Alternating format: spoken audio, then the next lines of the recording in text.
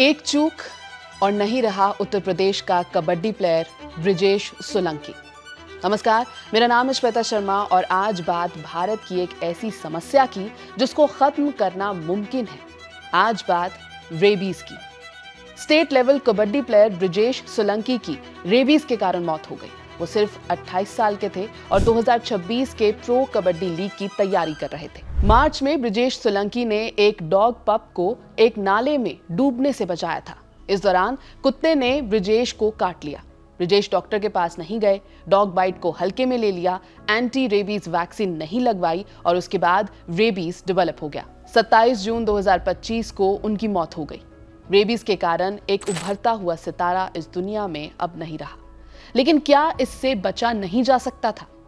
Rabies एक viral बीमारी है जो जानवरों, विशेषकर कुत्तों के काटने से फैलती है।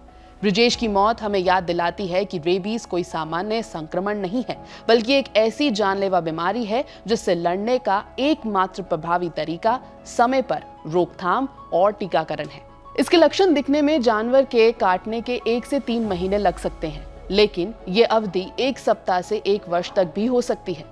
इसकी सबसे डरावनी सच्चाई ये है कि एक बार लक्षण दिखने शुरू हो जाएं तो इसका इलाज लगभग असंभव हो जाता है और परिणाम अक्सर घातक होते हैं। और हाँ, टल सकती थी ब्रिजेश की मौत। ब्रिजेश की मौत एक दुखद लापरवाही का परिणाम था। यदि उन्होंने कुत्ते के काटने के तुरंत बाद एंटी रेबीज वैक्सीन ली होती तो उनकी जान बच सकती थी। स्वास्थ्य विशेषज्ञों के अनुसार रेबीज का टीकाकरण काटने के बाद जल्द से जल्द शुरू करना चाहिए। डॉग बाइट को हल्के में लेना एक कारण है, लेकिन दूसरा कारण है रेबीज से जूझता भारत। रेबीज भारत में कोई छोटी मोटी बीमारी नहीं है, ये एक एंडेमिक है। दुनिया की लगभग 36% रेबीज डेथ्स भारत में होती हैं और आज तक इसका ठोस अंत नहीं किया गया। आपको कहानी बताते हैं मेक्सिको की।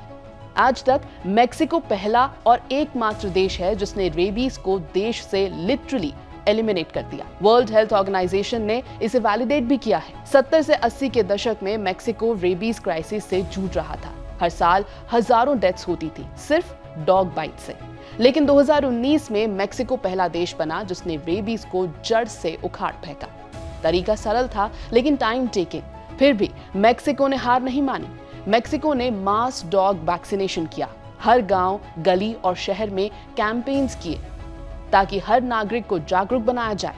सर्वेलेंस किया गया और टाइमली डायग्नोसिस को बढ़ाया गया और रेबीज केसेस को जल्द से जल्द ठीक करने की कोशिशों पर भी जोर दिया गया।